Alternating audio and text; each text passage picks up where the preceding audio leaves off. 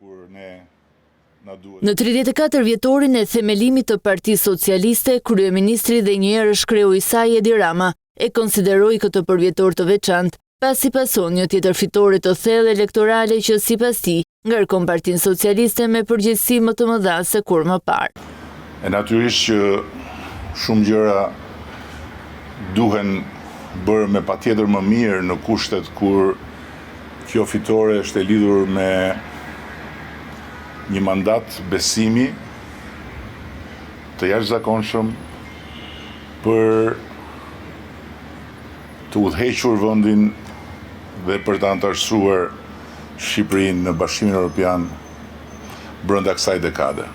Ai theksoi se procesi i integrimit nuk është vetëm një detyrë e qeverisë apo parlamentit, por kërkon një angazhim të gjerë në të gjithë territorin, përfshirë pushtetin vendor dhe strukturat bazë të Partisë Socialiste.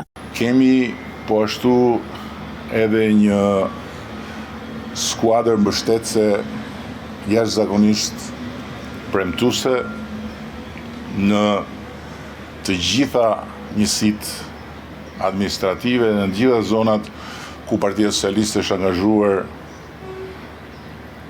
gjatë gjithë këtyre muajve në mbështetje të grupeve të kandidatëve për deputet. Të pranishëm në festën e 34 vjetorit të Partisë Socialiste ishin figura të vjetra e të reja të kësaj force politike. Musa Ulqini e vlerëson besimin e dhënë për mandatin e 4 qeverisës, si pasojë një pune të mirë të bërë në 12 vitet e fundit. Kemi mandatin e 4 për shkak të asaj që është bërë në Shqipëri në këto 12 vjet. Unë besoj që Partia Socialiste është një parti e aftë për të mësuar nga gjërat që nuk i ka bërë mirë, dhe unë jam shumë besim plot që në këtë mandat Partia Socialiste dhe qeveria e saj do ta rishpik përsëri veten dhe do të bëjë gjëra shumë të mira, jo thjesht për integrimin. Deputetja e ardhshme Sara Mile mori pjesë për herë të parë në një përvjetor të Partisë Socialiste, nga se Lia Roza jo pati dhe një përgjigje për akuzat e Kryedemokratit për mandatin e saj. Flasim në shtator doktor.